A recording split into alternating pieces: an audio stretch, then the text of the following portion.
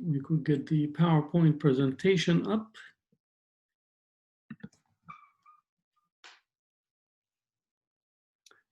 And I guess everybody could see the PowerPoint presentation.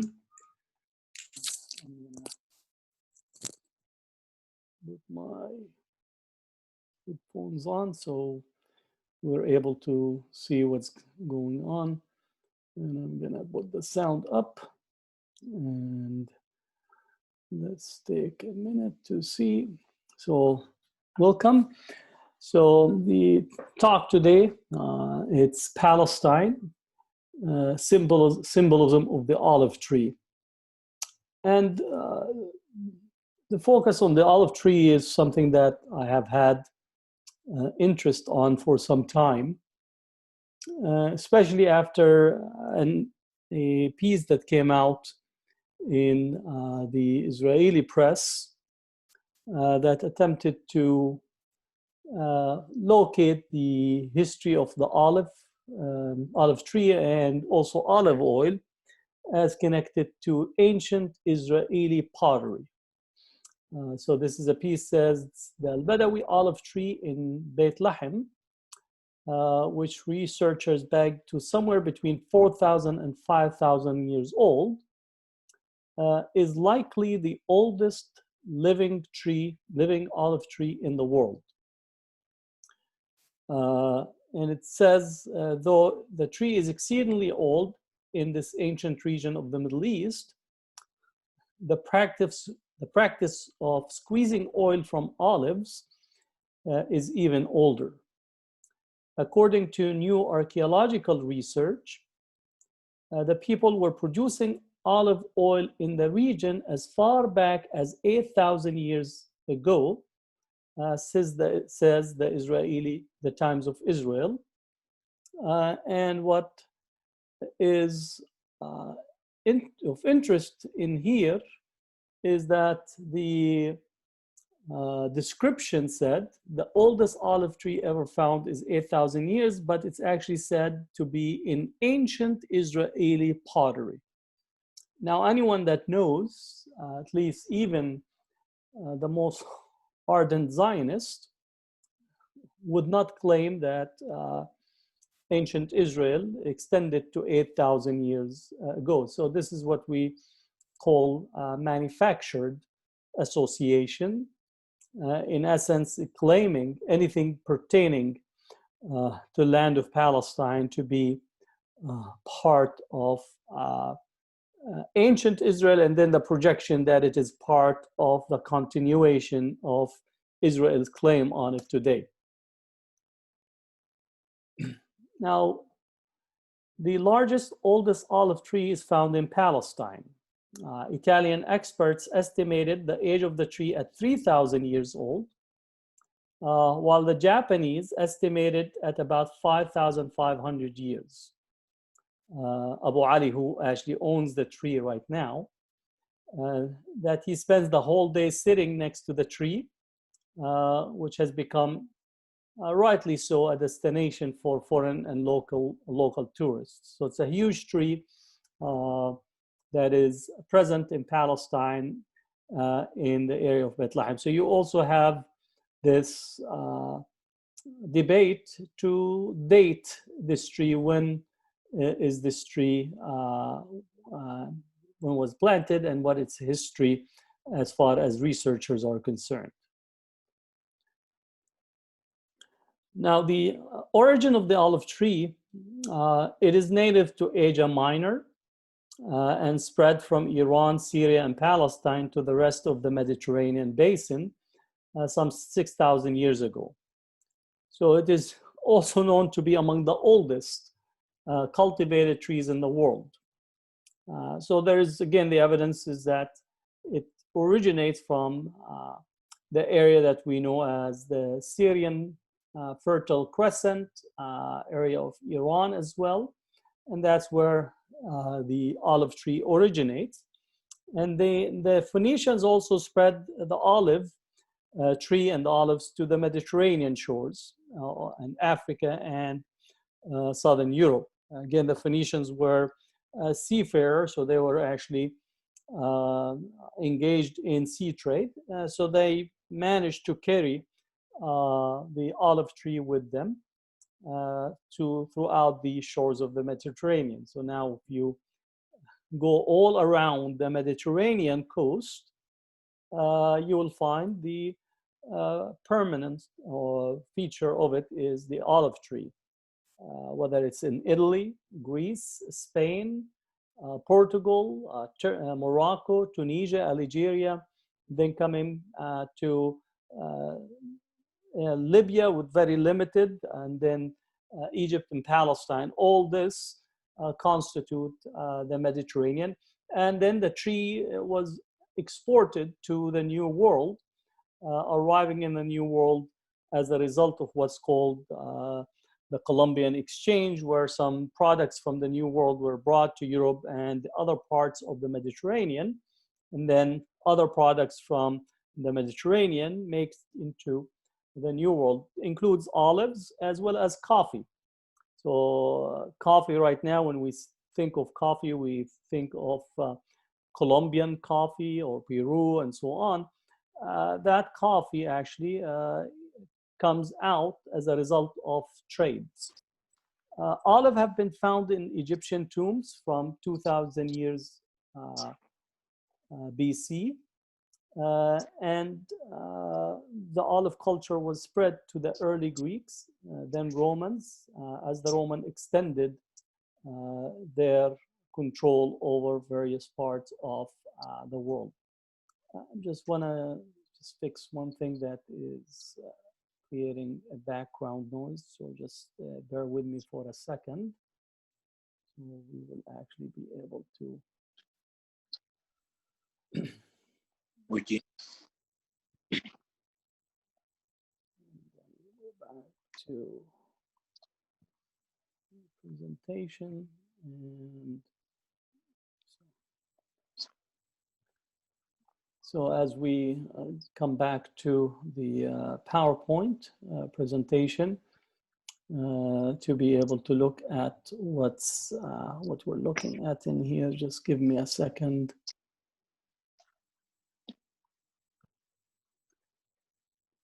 Okay, no worries. Go back to full screen.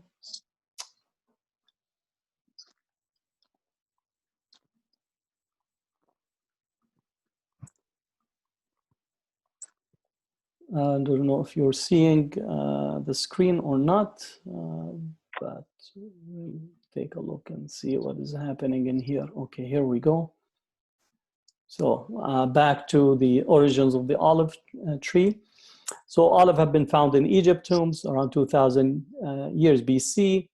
And also the olive culture spread to Greeks, Romans, as well as other areas.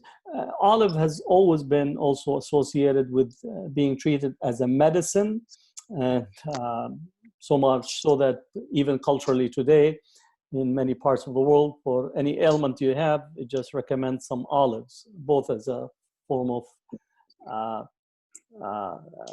cultural knowledge, but also in a humorous way as well, that every ailment that olives can address. So this is in terms of the origin of olives.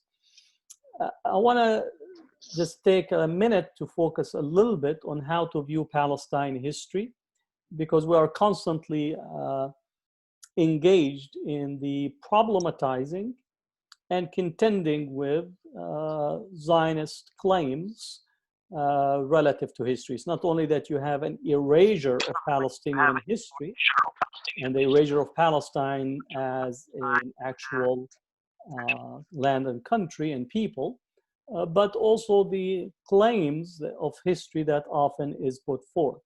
And I do recommend the Invention of Ancient Israel by Keith Whitelam. It's a really important book for anyone that wants to read some solid work on archaeology. His work on archaeology is really monumental. And then also Noor Masalha's, my dear friend Noor Masalha from the UK. I always recommend all his work, Palestine, a 4,000-year history. but also he has a number of important work that we need to read. So I'm always recommending these materials for us to be well informed and also were acquainted. So the first one, Keith Whitelam, The Invention of Ancient Israel, is very important work. And then Noor Masalha's work, Palestine, a 4,000-year history. So these are important material that should be read.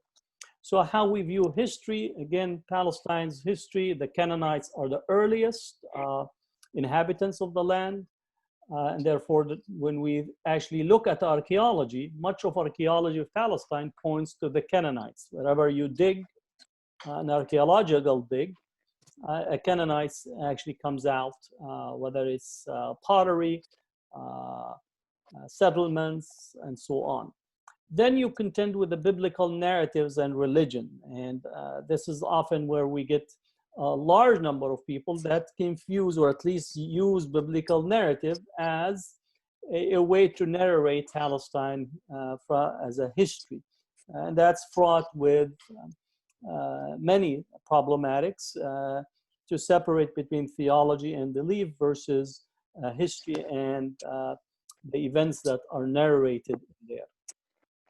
Archaeological research, I think, is paramount and very important because, again, these are archaeological evidences where you could actually construct a picture from what type of population that are there. So we could do archaeology of human settlements. It could point out to the type of architecture that was used, the type of material that was utilized. Also, if you think about the type of waste that was generated, for example, the type of bones of animals that were consumed, and so on, all this can give us to construct a very, not complete, but as close of a picture as possible. Now, much of archaeology around Palestine has been constantly been shaped to try to actually try to locate the biblical narrative through archaeology. And anyone that actually looks at archaeological evidence and research will point that the narrative that comes out of, but actually the evidence that comes out is more of Canaanites evidence rather than what we found, which is the attempt to try to narrate or to get the archaeology to fit the biblical narrative rather than to narrate and to construct the evidence and the archaeology to actually shape what is taking place relative to Palestine. So archaeological research, Palestine is one of the most dug up places in relation to archaeology, possibly next to Egypt as well. And the evidence of archaeology points again to the Canaanites. The Crusades also shaped a particular view of early and modern, the early Crusades and then the modern Crusades have shaped a particular lens of how to view Palestine. So that's very also important in terms of how when we read the text and we read what is presented, that we understand where this notion, for example, the notion of the Holy Land, and how it gets to be shaped and constructed and used in literature is actually can be traced back to the Crusaders' discourse. And also to delineate the Crusades were a Western Christian arrival at the East that was both directed at Muslims, at Eastern Christians, and at Jewish population simultaneously. Because again, there's often a confusion of lumping all under the same category. Palestine through the modernity, and again, where Palestine begins to be shaped as a place that needs to be modernized, but the source of modernization is always European intervention, white man burden, bringing quote, civilization. And as such, this is part of the discourse that we are taking, because modernity has to be situated against a backward traditional indigenous native culture that need to be brought into contact and into connection with civilization. So it's very important as we read Palestine history that we actually navigate and understand where those lines come and intrude on the perspective that pertains to how Palestine is seen. Also industrialization and viewing Palestine history from the viewpoint of industrialization, and definitely that tension that develops between early Zionist settlers in partnership with the British, and the shift and move toward heavy industrialization coming from already a Europe that have faced and entered into the Industrial Revolution versus Palestine, still sedentary agricultural based society that has not entered or had the prerequisite both material conditions as well as infrastructure for industrialization. So we need to be aware of that as well. The onset of nationalism. So again, the late 19th century, early 20th century, nationalism and the Zionism itself is a Jewish nationalist movement that embraced settler colonialism to achieve its nationalist project. So how to navigate nationalism, especially as the Arab and Muslim world embraces nationalism, and what is the distinction between Palestinian assertion of their nationalist claim versus Zionism, settler colonialism asserting its national claim. So that's very important of how to navigate it. They are of not equal magnitude. And then a larger critique of nationalism in general that actually create boundaries and conflicts on the base of difference. And that's a critique that, again, we need to continue. And then colonialism and the heavy imprint of colonialism that we continue to experience in Palestine. And then you can't speak of much of the world without actually engaging the subject of colonialism. And then the heavy imprint of Orientalism, which Edward Said and others have written about. So when we think of Palestine and viewing Palestine history, really you have to think of the complexities that you have to engage in both writing history, but more importantly is actually undoing the shaping of particular type of writing about Palestine. At the core of it is erasing and subverting Palestine away from the particular needs and outcomes that are sought relative to writing and knowing Palestine from a historian's perspective. And then the last one is war on terrorism, which has become the go-to framing for anyone that wants to talk to Palestine. And if you see Zionists as well as their allies from the Christian coalition or right-wing parties here in the US or in Europe, this is now the favorite. Basically, you don't have anything, you don't see anything except war on terrorism, and you problematize Palestine in that way. Now, history privileges written text, that's for sure. If you write it, meaning that you have put a flag, and as such, the early references to Palestinian history is heavily dependent on the biblical text and some of the writings that emerged thereafter. Literary evidence, mostly written by victors. We need to understand that, and this is not a controversial statement that even if we think about the United States history is written by those who have managed to commit genocide against the native population and then wrote the history accordingly. And now when we speak about Zionism, it's actually writes the history and shapes the history and the narrative. Then I spoke about archaeological evidence and how religious text is paramount. Now, important to note is that history is not the same as politics. So we need to make very clear the distinction. Now, yes, politics impacts history, sometimes shapes history, but history, again, is to narrate and to understand the various dynamics and forces, both internal and external, economic, social, religious, cultural, and so on, that shapes the history. And then also for us to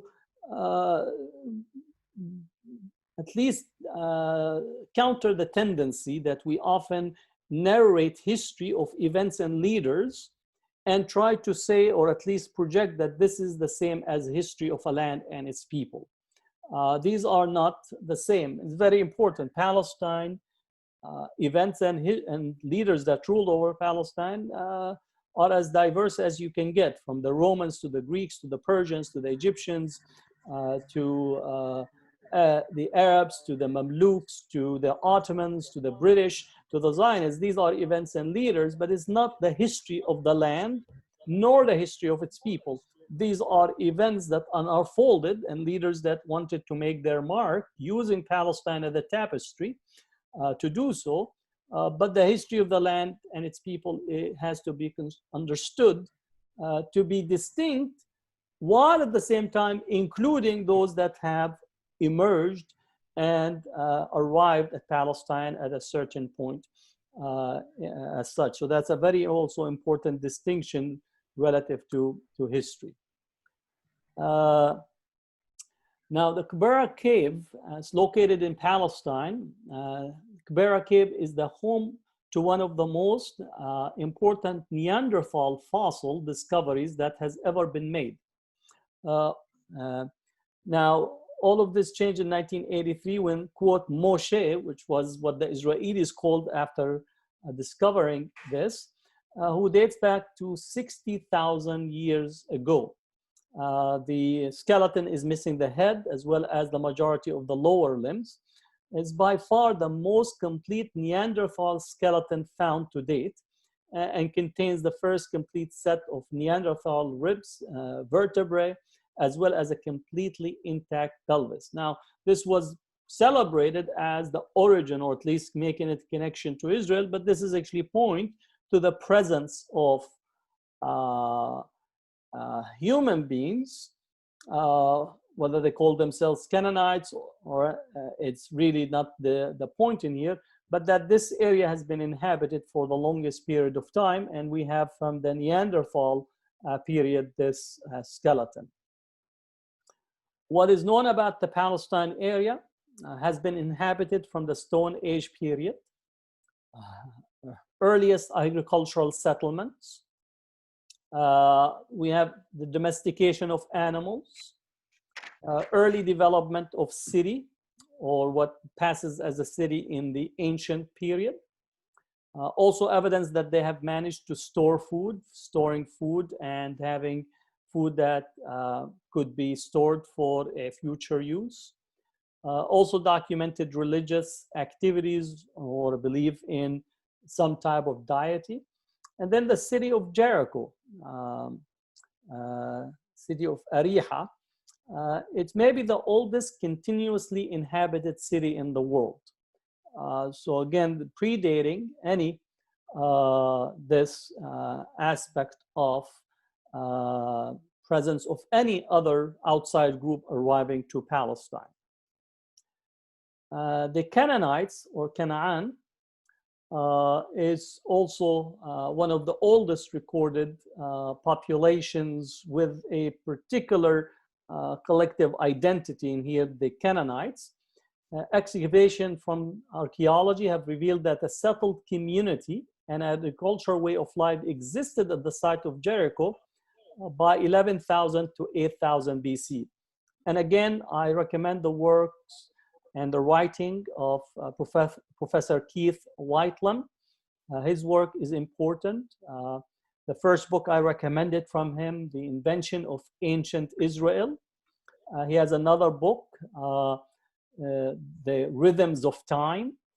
Rhythms of Time, Reconnecting Palestine's Past, a very important work.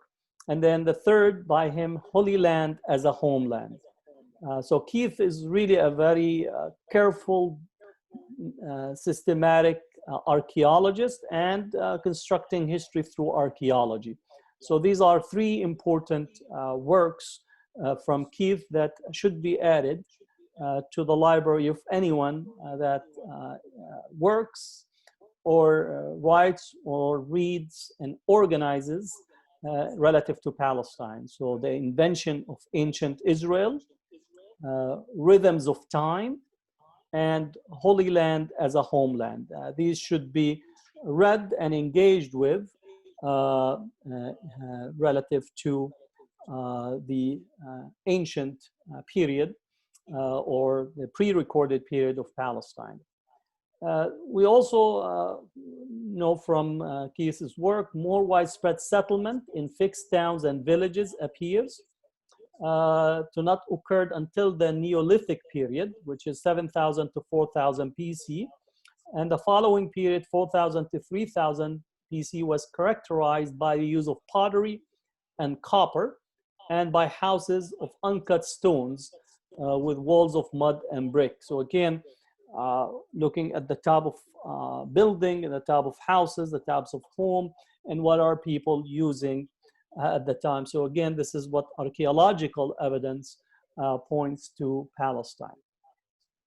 Now, Jerusalem itself is mentioned in historical texts, especially the texts that were discovered in Egypt in 1925. The city was read to be Or Salem or Shalem, which is, Or Salem is actually of Emirates origin, not of Old Hebrew. It's actually Or Shalem was adopted into Hebrew, and that's the term Or Shalem or Al-Quds that is used in the contemporary contemporary Hebrew language. Actually originate from that. It's actually the reference dates from 1879 to 1842, and in the documents or the texts that were discovered, 20 countries are mentioned and 30 princes. So again, this is from a period which predates the arrival of the Hebrews, or in essence the Jewish community per biblical text arriving into Palestine. So that actually predates it almost by 800 to 900 years. The Tel al-Amarni text, which is used to be the site of a Bedouin village situated on the ruins of town called Horizon of Akhtun or Akhtun, which was founded in 1370 BC by the pharaoh Akhenaten. Amarna is situated in Middle Egypt on the eastern bank of the Nile, about 300 kilometers south of Cairo. In 1887, documents from the archives of the Amenhotep IV were found there, consisting of letters written on cuneiform clay tablets. So again, this is the Egyptians' texts from Tel al-Amarni, and these are the mapping of the cities and the towns that appear in Tel al-Amarni. Now, this is again important as far as history is concerned, that these are cities and towns predates the claims that often are made, and you could see it time again that put forth that Palestine, in essence, was not present in relations to its history, culture, society until the arrival of the ancient Hebrews or the ancient children of Israel. And then almost history stops at 500 BC and then picks up again either in 1917 or in 1948, and then life and civilization begins again. So again, not only that this is an erasure of Palestine, but it's complete fabrication of history. Calling it a lie is actually still given it some form of legitimacy, because there is a possibility that actually a lie might have include of it some truth. This is complete fabrication from head to toe as it relates to the ancient history of Palestine and the early inhabitants, and more importantly, that it was a completely inhabited, cultivated land from the earliest period of human inhabitation. The Tel al-Amarna texts is actually, there are 6 letters written by King Abdi Hibba of Jerusalem. Other letters refer to Ursalem. It's located on the Ophel Hill, which is the plateau. Palestine was divided into small city-states according to the texts, and in Egypt actually exercised control. This is unknown to people, that Egypt actually ruled for close to 700 plus years over Palestine through the various periodization, which actually would constitute one of the longest history in relative to ruling over Palestine. Interestingly, again, in colloquial Arabic and Palestinian and Syrian language, the term for money is masari. So masari, in essence, because the basis or the central economic, political, civilizational foundation in the region is actually Egypt, is one of the most important site for the ancient world. And again, the evidence that other societies around the Mediterranean arrived and came to Egypt to study, came to Egypt to learn from Egypt. Also, they paid homage and paid awe to the Egyptians. And it's not surprising that Masari and also Palestinians, again, my own mother's side of the family is Dar al-Masri, or the family of al-Masri, which is in reference to the Egyptian lineages that are there. And you find the Masri in Jerusalem, you find the Masri in Nablus, you find Masri in Gaza, you find Masri also in Akka, in Haifa, in other places, which again points to the longevity of relationship with Egypt. So if there is something to be said, is actually of the regional configuration of the society in Palestine. Names of Jerusalem rulers: Prince Yaqir Ammo, Prince Sizo Anu, Malik Sadiq, King Abdi Hibba, Lubbaja, ruler of Nablus, which actually might be right now reflective of the Lubbada family, because it's actually its origin of the pronunciation and even the structure of the word of Lubbaja from the ancient 1800 BC appearing of Lubbaja can be easily to the Lubbada family that actually still lives in Nablus. Aduni Bazik and Anu Zadik are these names. Again, the spelling or the pronunciation might be different, but again, this is my attempt to try these pronunciation. But these are the names of Jerusalem rulers that appear in the Egyptian texts. Now, often the reference to Abraham as being the father of the Arabs and Jews, the lineage goes through both Ishmael and Jacob per religious text. The religious text shows that he immigrated to the land of Canaan, which is ancient Palestine. He spoke the language of the Canaanites, met the king of Canaan, meaning there was already a ruling system in there, purchased a plot in Al-Khalil for a cave, for a grave for his family, which means that there was an exchange rate for a value. And then it says that lived as an alien among the Canaanites. So that's just a reference to Abraham as it relates to the text, the biblical text, what informs us about him. Now, jumping to this early part of the history, I wanted to again get into this dispossession and history of the Balfour Declaration, which is still one of the most critical crimes to have been committed against the Palestinians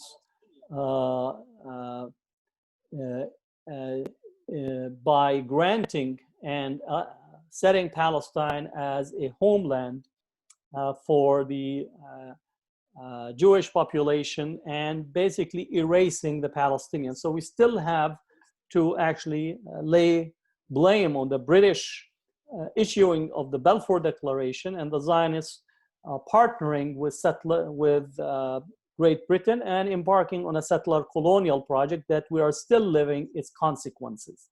So that's, again, it's very important. One aspect of the British mandate that I want to shift in relations to both the olive oil or the olive harvest and the soap factories in Palestine, which is the symbolism that I want to conclude or at least get into that at the later part. Now, Nablus soap factories and the olive tree. And I mentioned that Palestine has the oldest olive tree in Bethlehem, one of the areas where the olive tree has developed and then spread. And Nablus actually witnessed the birth of the Nablus soap industry and can be traced back to hundreds of years to possibly the 10th century. So in the 10th century, Nablus became the hub of both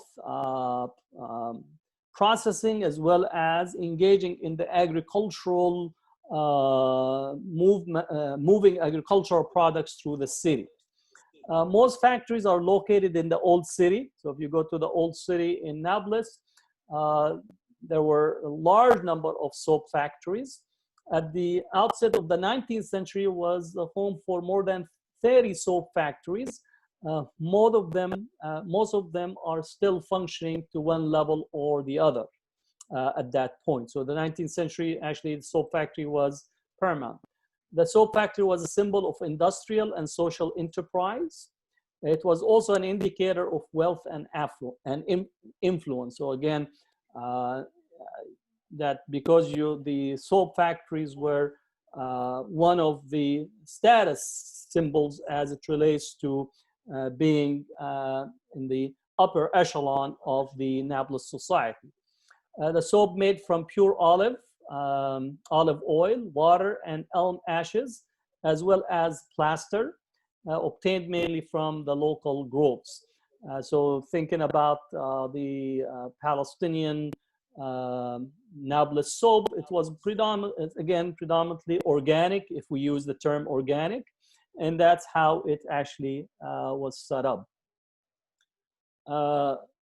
Now, Shamsuddin Muhammad bin Abi Talib al-Ansari al-Maqdisi, who lived in the 10th century and visited Nablus in the year 1200, wrote, this is his reference, "The city is symbolized by a palace between the orchards that Allah have bestowed upon the blessed olive tree. The origins of the first soap factories date back to the 10th century in the city." So again, in his visit, he was commenting of the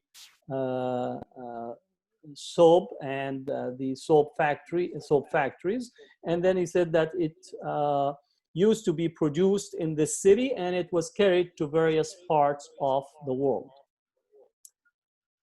Now, soap factories during the Crusades, Nablus was a center for soap making still. Soap was transferred to Europe. So actually before you had people taking pictures next to French bars of soap or favoring the British soap or arguing on this, that actually soap made its way from Palestine and from the East to Europe. The process of making soap in Europe followed the Palestine one. Unfortunately, they did not copyright it. Otherwise, they would have been right now still securing some copyrights from some of the European countries that have taken this process. The ruling crusaders levied fees on soap factories because of their success. Queen Elizabeth I praised Palestinian soap and reputedly prized by her. So she actually favored and sought Palestinian soap bars, and in essence was highly praised at the time, even among the British elite at the time. Late 19th and early 20th century, by 1907, Nablus had some 30 soap factories still in place. Production in the city was about 5,000 tons, so very substantial tonnage of soap being produced. The city produced half of Palestine overall soap production. Exports to Arab and European countries. So, and actually, Nablus and Damascus were an ongoing route, and then Nablus to Beirut, where not only the soap was carried to Damascus, but also was carried to Beirut and other places. So that's the main route of trade for Nablus, being in the northern part of the West Bank, was actually up to Damascus, and also was exported to Arab and other European countries. On a side note in here, that Palestinians have always exported out to Europe from early period, so much so that, again, during the Irish famine, Palestinians actually loaded boats from Palestine port city of in the Mediterranean and sent aid to the Irish to support and help the Irish who were facing famine at a time where the British were the main cause of the famine that unfolded in Ireland. So again, this is something that we have to reference. The abundance of olive oil was a main reason behind the flourish of soap making in the region, hand in hand with the spread of Turkish baths. So the Turkish baths also, individuals will actually often be rubbed with oil, warmed olive oil that was used as part of as a medicinal, but also as a way for individuals to treat their skin. Also references to olive oil being used for hair, both as a treatment, but also as a way of trying to soften the hair. So there's all these elements that went into the culture around olive and olive oil in general. The Syrian historian Muhammad al-Kurdi Ali, Muhammad Kurd Ali, wrote in 1930 that Nablus soap is the best in quality and the most well-known during this time, since its quality is not normal, and this is the secret in its excellent production now. Again, in Nablus, the collection of olives and olive harvest, and then having the olive oil that often was also stored in wells. So there actually olive wells were dug and into the ground and finished. So you actually, as the harvest and the squeezing of the oil from the olives, they were actually often stored in these large olive wells, and then the production of soap took place from it. And then the export of also olive oil was part and parcel as well. So not only that you have the soap production, but olive oil as well was one of the primary exports of Palestine during or pre the emergence of Israel in 1948, but also it was impacted by the British mandate. So again, if we want to point to the beginning of decline and the pressure on Palestinian production of soap and also the overall oil industry, olive oil industry in Palestine, it actually corresponds directly to the British mandate and the arrival of Zionists into the landscape and the allowing of Zionists to actually bring in modern equipment, as well as flood the market with new type of oil production, new type of soap production, what we call a modern chemical produce, and they dumped it at cheap prices, while Palestinians were continued to actually prohibit it from exporting equipment or actually finding ways to expand and engage in their production. Palestinian traditional soap makers in West Bank struggled to survive against vanishing both markets and resources. So again, the impact of the Nakba from the Nakba 48 and ongoing is Palestinian manufacturing, whether it's in manufacturing in here in terms of the olive production, but also other elements relative to Palestine has been impacted by this process. Soap factories and resistance. I'm seeing somebody in here that is beginning to write in here. So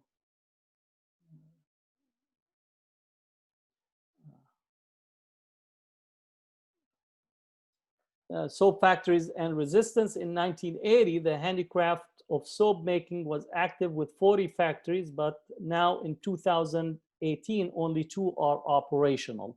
So there were many that were small, and I think you could actually superimpose the acceleration of settlement activity, acceleration of land confiscation, acceleration of disruption of Palestinian life in the West Bank, the building of the apartheid wall, the taking over and disruption of water resources and aquifers. All this, the net outcome is actually destroying Palestinian soap factories, but also other elements of the economy, thus forcing Palestinians to, at least the young, to leave with the possibility of having the silent ethnic cleansing. Owner of an ancient soap factory in Nablus, Maher Shak'a, refuses to change his profession, which he inherited from his grandparents over 120 years ago. So it becomes a symbol of resistance, of maintaining a type of engagement with something that, again, inherited from grandparents. Shak'a uses his traditional tools to produce the soap, in spite of the retract in this profession due to the usage of modern tools and chemicals in production to replace organic olive oil. So again, not only that you have to deal with the intrusion of settler colonialism of Zionism, but also modernity and what it produces in terms of chemical production and the ease that is there, and the cheapness.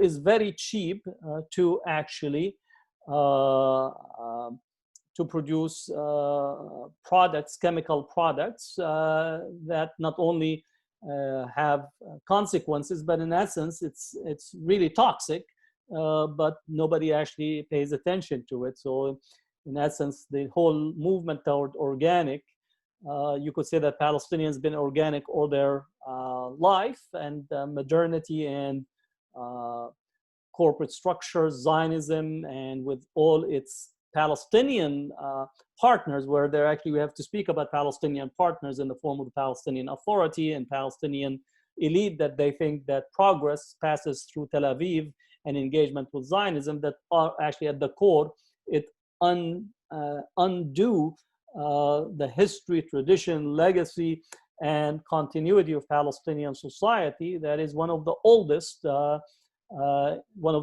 the world.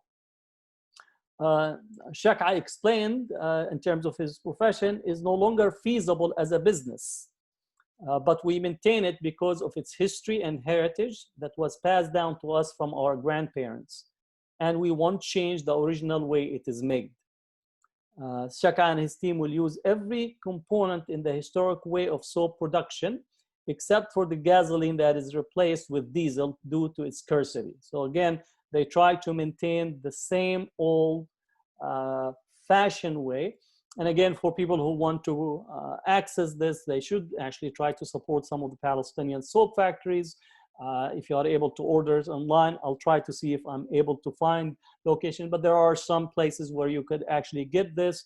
There are also some olive oil made in Palestine that is organic and is also coming from Palestinian farmers that should be also supported. There are also other forms of Palestinian products that should be sought after as a way of actually maintaining support for the Palestinian, but also as a form of resistance. There is individuals who will bring out and export za'atar, which is also paramount for Palestinians. So again, there are different ways that we could continue to support in there. And this is the symbolism of the olive tree and the olive oil is, again, it's the richness and the history that is connected to it. So disrupting history and trade. Soap making professionals say that the main reason behind the retraction of the business is the Israeli imposed closures and movement restrictions in the West Bank, besides the Palestinian Authority adoption of free trade that allowed foreign products to compete with local products in the market, and the high cost of olive oil. So again, not only that we are dealing with Israel, with the occupation, with bypass roads, with checkpoints, with stealing of water, disruption of agriculture, but also the Palestinian Authority signed Palestinian rights away. Free trade is completely a crime against an occupied population. How can you compete where the free trade will allow the occupying power to have total control and access to your market? Or that if you want to develop your petty bourgeoisie type of Palestinian economic enterprise in the West Bank, partners with an Israeli counterpart that is in the billions of dollars, that is backed by the United States and European powers, and now your small enterprise is just but a plug in the massive Israeli machine, and it's used as a way to penetrate Arab and Muslim markets. So free trade is another tool of normalization, another tool of actually cementing and digging deep the teeth of occupation and settler colonialism on the Palestinians. But unfortunately, again, these were deals that were made in return for VIP status and benefits by many of the Palestinian elite. So local handmade soap is relatively expensive compared to imported one, reaching a cost of $1.5 while 5 pieces of imported soaps are sold for $2. So you could see the cost in there. And this is not only unique to Palestinians, it's unique for many societies in the global South, where now almost everything that is produced either in China or places where labor cost is very low, no environmental protection, no labor laws, and as the consequence of it, you get this aspect relative to the Palestinian. Disruption and national belonging. The Israeli restraints on Palestinian imports and exports impacts the soap factories.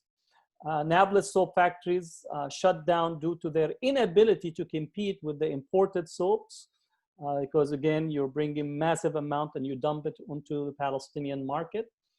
The inability to compete with imported soaps that are sold cheaper. The Israeli authorities ban some of the raw material used in the traditional soap making, as well as confiscating whatever sometimes come, or the raids that target these institutions. So it's almost, you actually are beginning from the scratch every so often because of the destructive nature of Israeli occupation. The remaining operational traditional soap factories are surviving based on personal initiative to preserve family heritage and a form of a national belonging. So again, it's persisting as a form of resistance that this is something that the soap factories are undertaking. Now, the olive trees and war on Palestinian trees. This is from Visualizing Palestine. They have been doing really great work to visualize what takes place in the Palestinian lands and areas. Israel has uprooted 800,000 trees, and mostly olive trees, but other trees as well. This amounts, in terms of size, this amounts to almost 33 times as large of an area as Central Park. So for those who visit Central Park in New York, what Israel has uprooted in terms of Palestinian trees is 33 times the size of Central Park. Now, for many in this country and many who are supporting Zionism, is often you're encouraged as part of supporting Israel and supporting Zionism is to plant a tree in Israel. Well, let me be very clear that Israel has destroyed Palestinian trees, destroyed ancient Palestinian olive trees, uses trees as a form of collective punishment. And yet, many of the environmentalists in this country and in Europe are completely silent on the environmental destruction that has been visited as part of state policy. Not individuals, but state policy that supports also the settlers who are frequently attacking Palestinians. This affected 80,000 families and then 12.3 million annual loss. And this is also a conservative estimate relative to what has taken place. The olive tree is a symbol of Palestinian resistance and will continue to do so. But these are two images or three images of trees that have been cut and attacked by Israeli settlers in the West Bank. And they make the habit, supported by the Israeli military, to come and chop these trees right when the olive harvest is commencing. And you cannot actually say this is just environmental terrorism by the settlers, supported by the state, and it's a form of genocide because the olive tree is so connected to Palestinian heritage, to Palestinian culture, to world heritage. Just think of all the things that are connected to the symbol of the olive. Think about the images of Jesus and how often Jesus is wearing or using olive branches, or the churches, or even Jewish tradition and the interworking of olive and olive tree in there. So again, this is what the Palestinians face, is an attack not only on their personhood, attack on their own towns and cities and population, but an attack on trees itself. And this is something that one has to ask the question. I can understand you actually confronting and wanting to face the Palestinian, arrest the person, send them to jail and so on. But what did the tree do to you as a tree? What did the olive tree do to you? It constantly gives you fruits. One of the most precious historical fruits that the human being, and is one of the most nutritious. So again, if you don't like the Palestinians, I'm speaking to the Zionists, what did the olive tree do to you?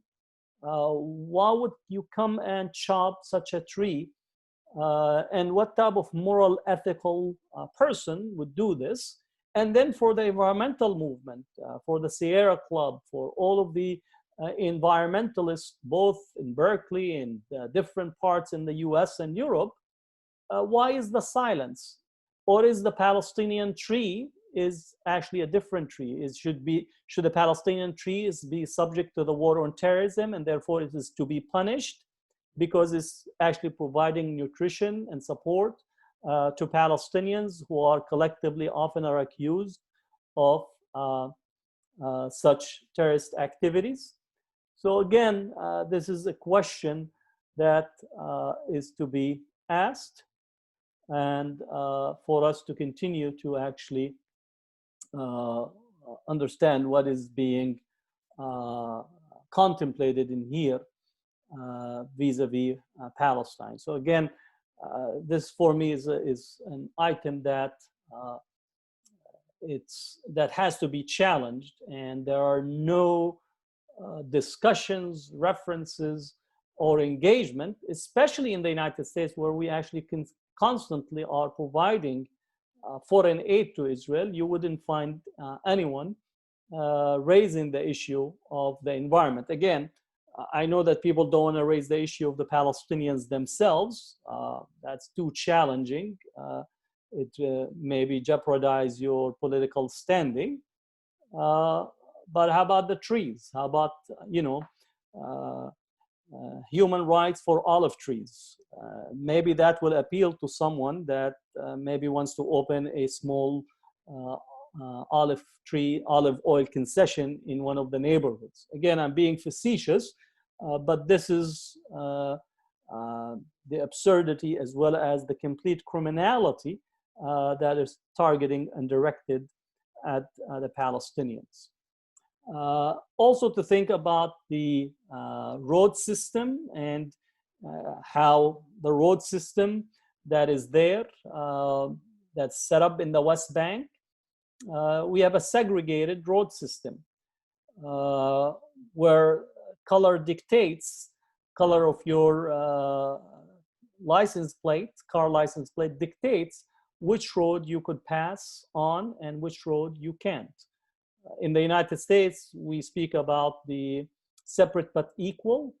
Well, in Israel, actually, the law is practicing separate and unequal, and it is the law of the land, not only in terms of individuals, but the road itself has an identity, something that even in the United States, we never saw that road had restriction on them, but in here,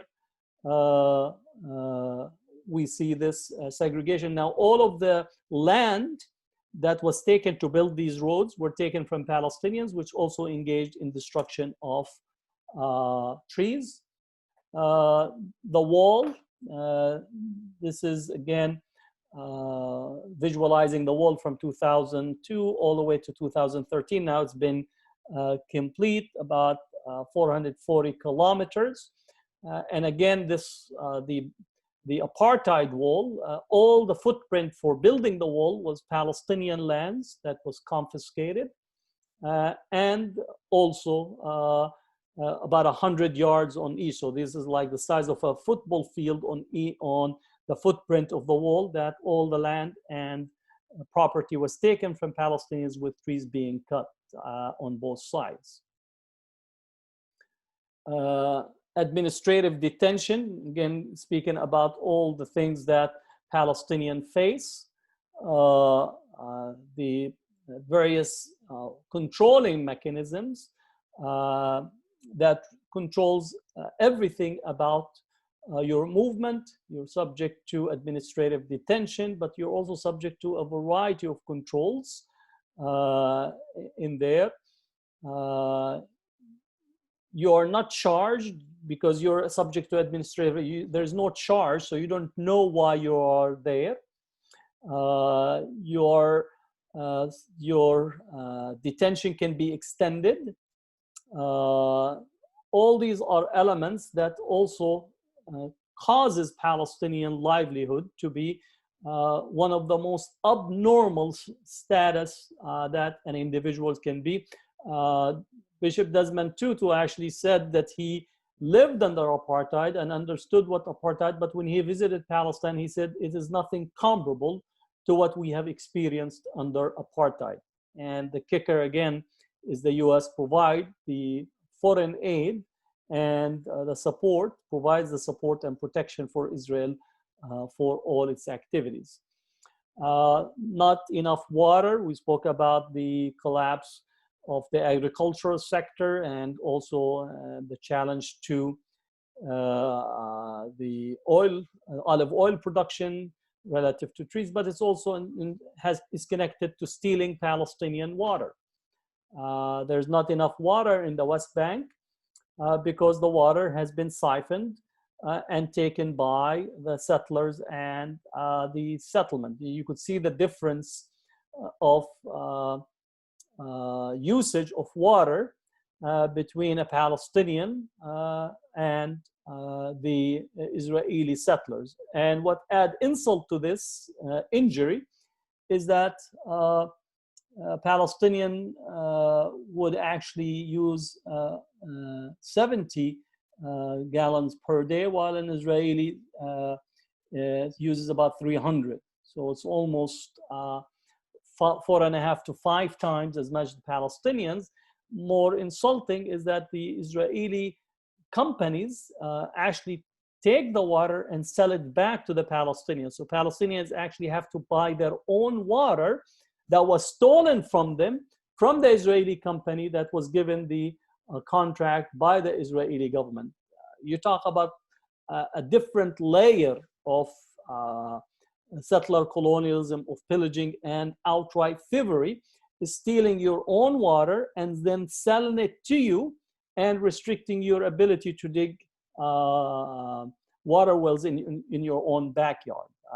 Again, and this is completely defended and continued to be supported by our political leadership here in Washington, D.C., but also the major Zionist organization in the United States who stand behind Israel, right or wrong, AIPAC, the AJC, the ADL, the JCRC, all these organizations continue to actually support this ongoing outright stealing of Palestinian lands and resources. And every time you talk to them, say, well, Israel wants peace, but they don't tell you it wants peace of everything that the Palestinians own. They want peace of their land, their water, even their own trees. So again, this is the reality.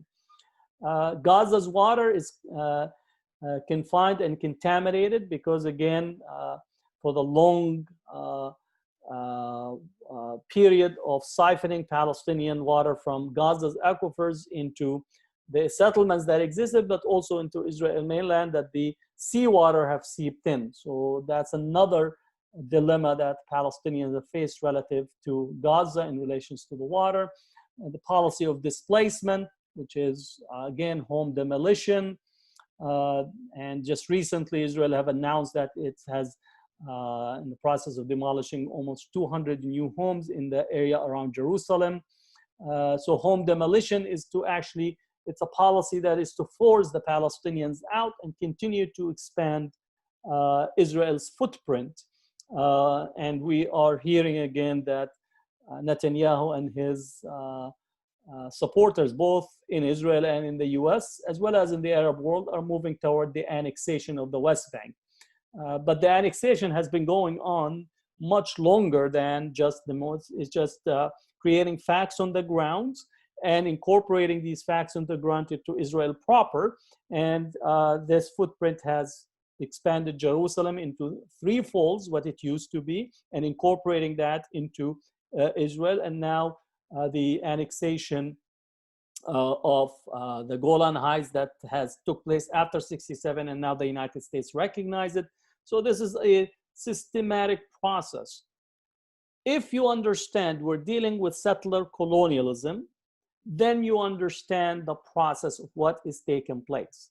But if you get delusional and you begin to think of 2 people attempting to live together in peace and harmony and try to have this summer camp of seeds of peace, and let's hold hands and talk to each other because we could come to an understanding, then you basically are increasingly part of the problem rather than part of the solution.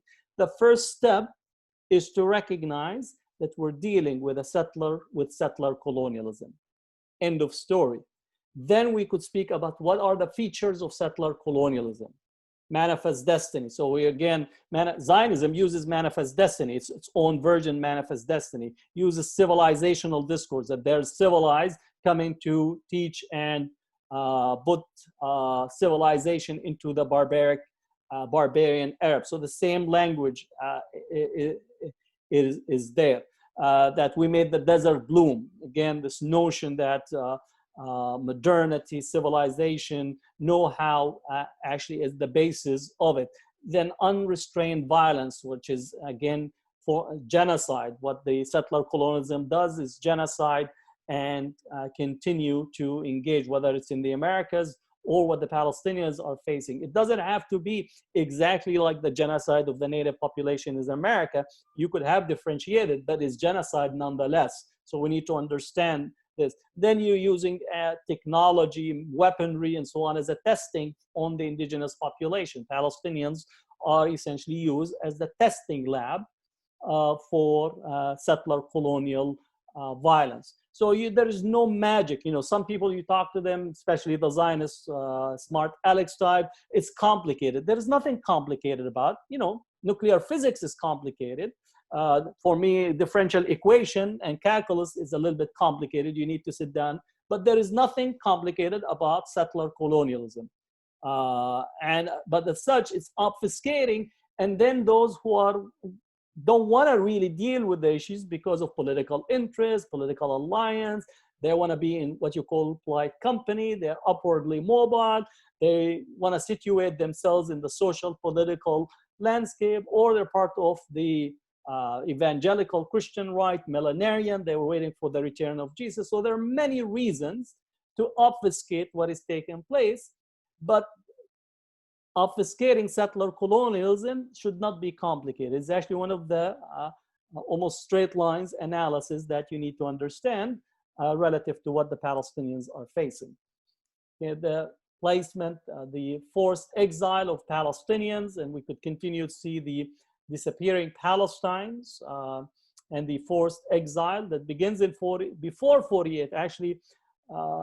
The British sent Palestinians out of Palestine after the 1936 period rebellion that took place. And some Palestinians ended in the Seychelles. Some Palestinians were actually ended in El Salvador, in Chile, and other parts of the world. So again, this has been actually a long process of displacement, of sending to exile. And the Palestinians, either the largest refugee population, or maybe now the second largest after the Syrian refugee population. If you add the Syrians, both the internal refugees in Syria, as well as those who are outside, they are the largest. And then the Palestinians are the largest refugee populations outside of historical Palestine. So the ongoing Nakba, construction of Israeli Jewish settlements, control over all resources, enacting of laws enabling it to confiscate Palestinian-owned land, demolition of more than 18,000 houses from 1967 to 2007 period. 25% of Palestinians living in Palestine were arrested, so 1 in 4, which comparable to African Americans in this country, since we're speaking about Black Lives Matter. The rate is almost 1 in 4 African Americans is either been in jail or is been connected to the injustice legal system. It's the same way in terms of Palestinians. Discriminatory policies against Palestinians living inside Israel and those in the West Bank. Prevention of refugees and internationally displaced persons from return, restitutions, compensation, or anything of that sort. The notion of unrecognized villages that are part of the area in 1948, as well as in 67. The wall and its associated regime segregating Palestinians, so you no longer have a continuity even in the West Bank, isolating Palestinians. Permits, work permits, housing permits, traveling permits, cultivation permits, all these are, remind you of South Africa, past law, where it's regulated, where you could move around. So this is actually exactly, if not more pernicious than what you have in South Africa. Then checkpoints and closure areas that you have. This is something that you continue to see. And then denial of family reunification, arbitrary torture, arrest, demolition of houses, assassination, and judicial killing that occurs. And this, in terms of the arrest, demolition, and extrajudicial killing, one has to speak about the US police forces being sent to Israel to be trained by Israel on policing. This is adding insult to injury. And one of the prominent organizations that does this is the ADL, the Anti-Defamation League, which actually promotes sending these police officers, police sergeants, and heads of police departments from across the country to train in Israel. And often they come back with this stereotypical, affirming stereotypical understanding. This is not to say that the long history of America, of its own history of racist policing coming out from the slave patrols. But as we made some progress during the civil rights movement, you go back to Israel and you get retrained into settler colonial mindset, and you are actually unleashed back on communities of color using rubber bullets, using massive use of tear gas, militarization of the police, all these, as well as surveillance and facial recognition, also behavior surveillance techniques that have been deployed in some of the airports in the US as a result of Israel training. All this have to raise the alarm and make the connections as we speak in this current period of Black Lives Matter, and why the police should be taken into account. And one of those items on the list relative to policing is that no police in the United States should go to Israel to be trained. Whatever training they need to have, if again abolishing the police is something that we're calling for, if that does not take place, then for sure one of the items on the reform that there is nothing to be learned from Israel in relations to policing, especially as an apartheid state that commits all types of human rights violation. So the last slide, we are returning tomorrow. عائدون غدا. So this is al-Auda, that we are returning tomorrow, and this is something that is as firm today as it was in the past. So I want to thank you for being with me in here, and I know that there will be some questions, so if you want to have your questions on chat. One says where you could get Palestinian products here in the US, and that we could support Palestinians. I know some of the Palestinian grocery store carry Palestinian. I know here in Berkeley on San Pablo Avenue, if you're local, they have Palestinian olive oil. They have actually olives, Palestinian olives from Nablus you could buy.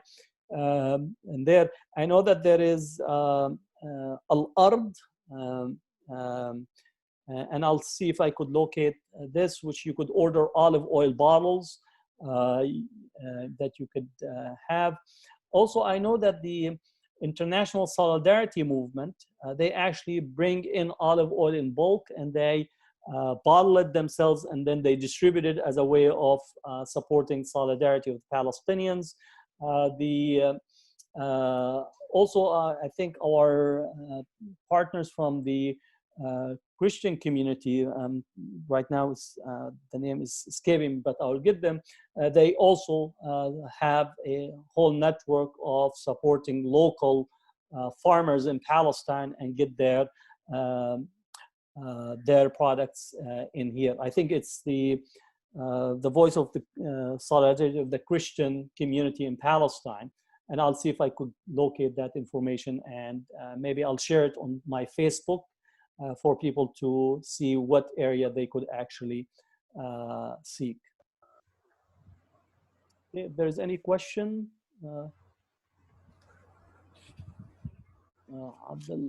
Halim said, I can't hear you. Jeffrey, you have, why don't you ask Jeffrey if you can? If you could unmute Jeffrey so we could listen to you. Again, how's that? Better? Can you Jeffrey, hear me? I could hear you now. Yes, I Can you speak? brought a soap back from the West Bank some years back. I can't hear you. You can't hear me? You can't hear me. 1 second. It says I can, I- now I can hear you. yes. Yeah. I brought soap back from the Yes. West Back, and I still have one of the packages that has a symbol on it of two keys crossed, which obviously mean the keys to Palestine homes. So I assume the soap is from Nablus, Yes, it but is. and Yes. it was very Al-Muftahan, the two keys. a very interesting history, which I was not really aware of, but I do remember seeing. And I think Jalous, I saw trees that had been 600 years old Yeah. and upended and just left. It's part of the sadism that's inherent in the heart of Zionism. It's not just racism, it's settler colonialism, but there's a sadism that comes from the ground up. It's not just from the officials of Israel. You see it in the soldiers who are trained, learn from their childhood to hate non-Jews, and particularly Arabs and particularly Palestinians. And so that sadism you see demonstrated every day when you're there, and you read stories that are obviously examples of the sadism. In fact, you could talk about that sadism in Israel and Palestine by the Israelis against Palestinians. Yeah.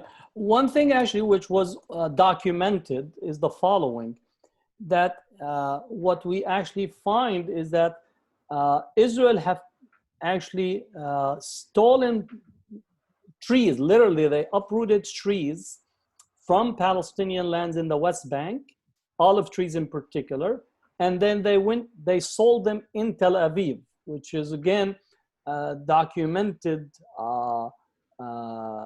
environmental terrorism in the sense of uprooting trees and transfer them, which would be actually a violation of the Fourth Geneva Convention, because it's an act of, it's a war crime to actually do this and sell them inside Israel 48 in Tel Aviv.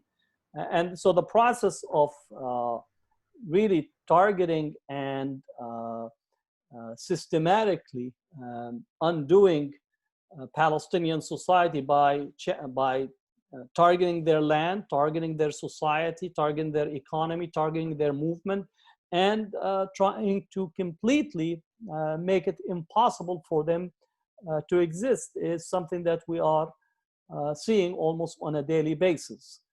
So again, I share with you that this is one level of colonial discourse that is beyond anything that we have possibly experienced. And I don't want to say that it is the worst in history. Again, the experience of indigenous population in the Americas is something that is, you can measure. Also the experiences of the Africans, both in Africa and then the enslavement, but it definitely points to a level of criminality that we are seeing that is definitely unprecedented. Now, there's a question about the annexation that we are right now at the doors of it.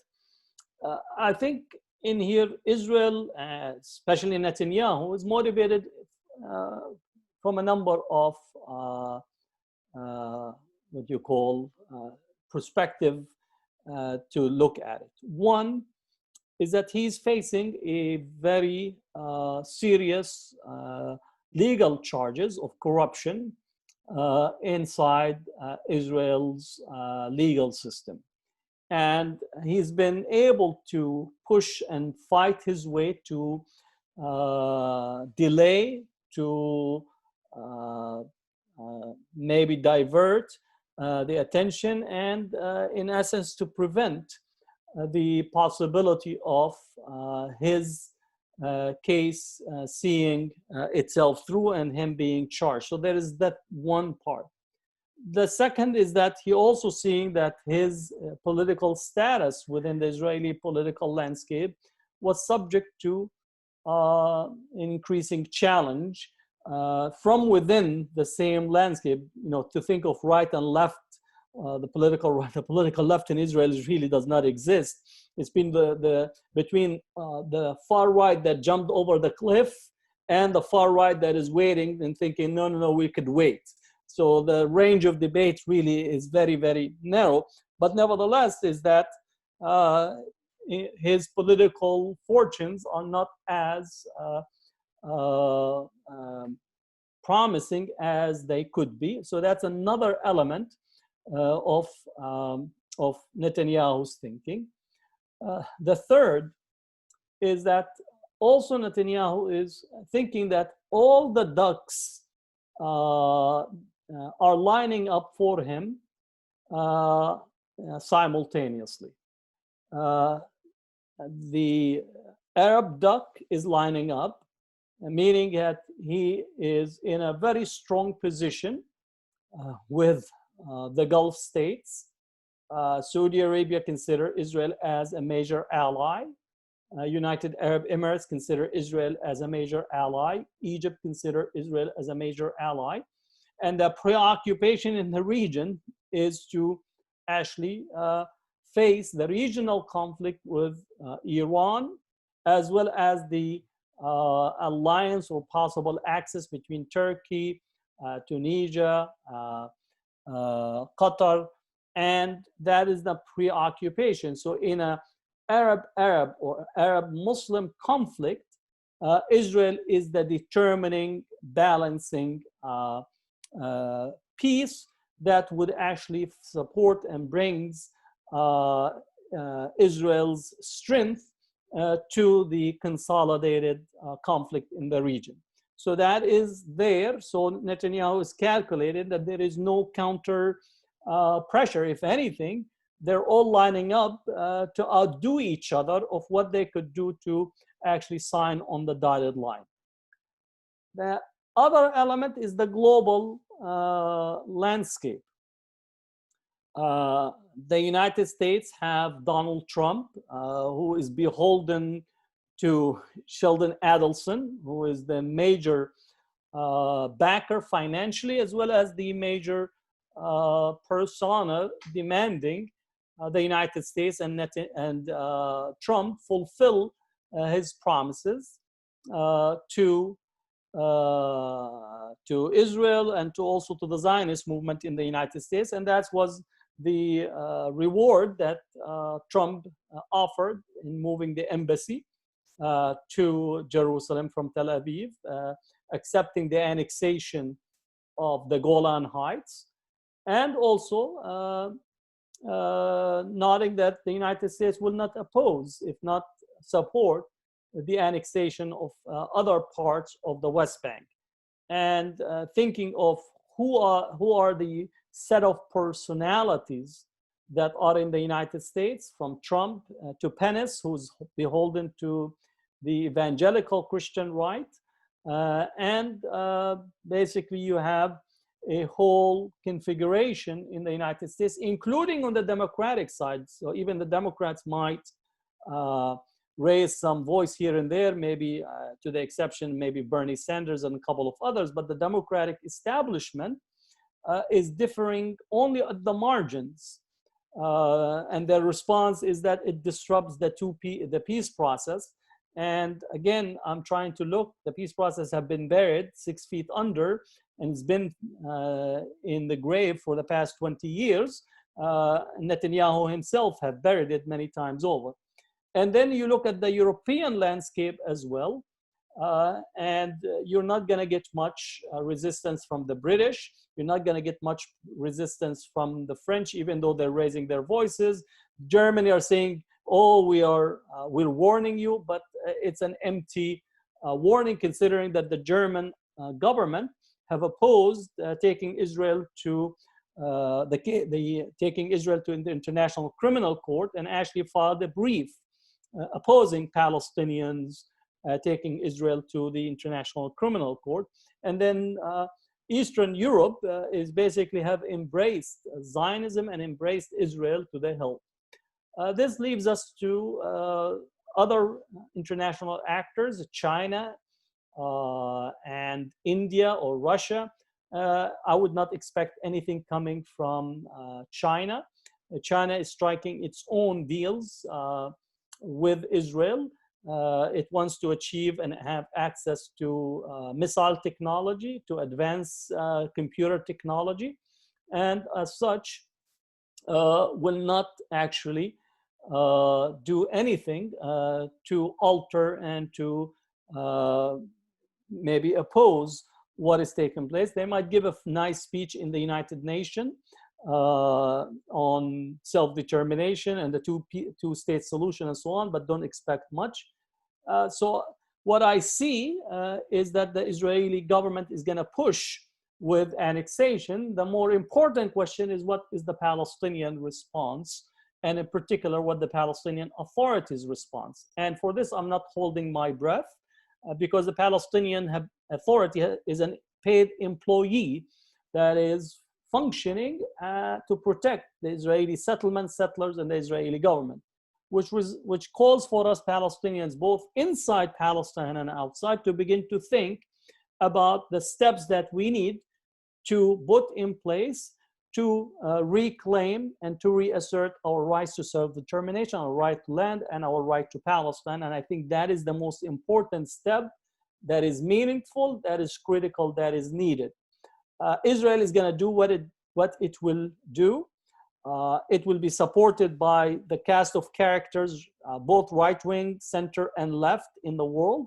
It'll be supported by Arab countries that are attempting to get their own deal to get their own seats, despotic seats, protected, and once again to fight one another to the last standing man or woman in there. And as such, it calls for us Palestinians to realize that what we need is a commitment to a different political leadership that needs to come into the fore. We need to close ranks among the Palestinians. We need to develop a unified front. We need to actually call for independence for real, not as a threat, and to actually formulate a government in exile that claims all of Palestine as a place where representation of Palestinians can emerge from, in order for us to reconfigure our next stage of the struggle. Everything else, if we don't do these steps, it becomes only complaining about the reality that is unfolding and not actually shifting and changing what is occurring. So again, this is for me what is the Palestinian next steps that are needed to make the needed shift and change as we speak. So thank you for being with me today. Hopefully I didn't take lots of your time, but I think it's important. This is the anniversary of the 1967 war. Palestinians keep marking history with these painful anniversary. But again, history is both painful, but is also a source for us to understand in order to change and shape our own present and shape the future. So my hope is that as we discuss and what we covered today, is that like the olive tree, it is old, it's persistent, but it continues to give fruit, and Palestinians as a society and as a struggle will continue to give its fruit. And we will be going back to Palestine, if not today, it's tomorrow, if not us, then our future generation. And we are constantly in a state of awda. We are returning, we're aidun, and hopefully we will meet all of those who struggled and continue to struggle with us, both here and across the world, that they will come and celebrate with us upon our return to Palestine. So thank you, and assalamu alaikum, and hopefully all will be with you and your family. And thank you. Thank you. Thank you very much, Professor. Thank you.